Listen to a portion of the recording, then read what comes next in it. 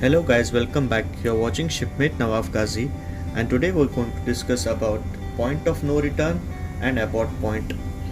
These 2 points are very important for the navigators, and these points need to be identified well in advance as part of the passage planning and marked on the chart or your ECDIS. So guys, let us quickly see what are these two different points and what is the difference between those, and when a point of no return is to be used and when an abort point is applicable. So guys, as you can see, this is a land and this is the seaward area. This is our course. Basically here is the pilot station and we have to go alongside this jetty. We have marked our course with different points 1, 2, 3 and 4. Between point number 2 and 3 is the pilot station. So guys, let us see when the ship is moving over this course line, and if at point number 1 I want to alter hard to port or hard to starboard, or if I want to turn all the way back to my course, I can do that. Similarly, I can do it on point number 2 also. Point number 2 and 3, in between lies the pilot station. I will pick up my pilot here, let's say, and then I proceed ahead with the pilot.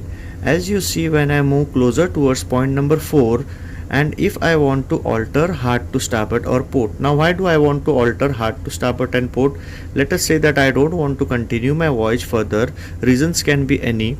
For this I will either give hard starboard, or I will either give hard port, or I can come astern, right? But if we give hard starboard, I will end up on the land. Similarly, if I give hard port, I will end up on the land on the other side, or it can be a danger, a shallow depth or anything. Basically, I will not be restricted from altering to port or altering to starboard. Now guys, I can come astern, you might say, but why not astern? Because astern loses steering. If you give astern kick, you lose steering on your stern way, and also when you give stern kick for a fixed pitch right-handed propeller ship, then your bow swings to starboard. Once your bow swings to starboard, again you will be moving close to the land or a shallow patch or a danger. So basically guys, after point number 4, I cannot have any option other than to proceed on my leg. Okay, so this is my point of no return. I cannot return back on my leg. I have to commit to the voyage and go forward. I have to proceed forward towards the berth. So basically point number 4 is my point of no return. So just I will mark it on the chart, point of no return, so that everyone is aware that we cannot turn back after this point. Guys, before I move ahead, I would like you to subscribe and press the bell icon on my channel so that you are updated to such amazing videos related to shipping. So guys, I hope now you have understood what is point of no return. It is a fixed point on the chart from where your ship cannot return back.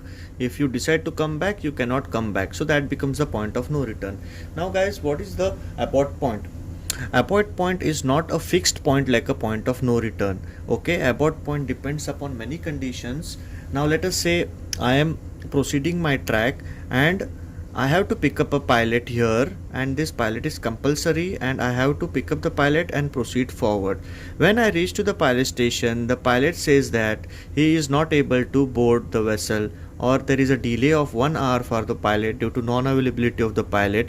Then guys, this becomes my abort point, and from my abort point I can turn back and come here. Similarly, let us say that I have picked up my pilot and I am proceeding forward, and then we come to know that the tugboats are not available at berth. Then this becomes my abort point. So abort point is flexible.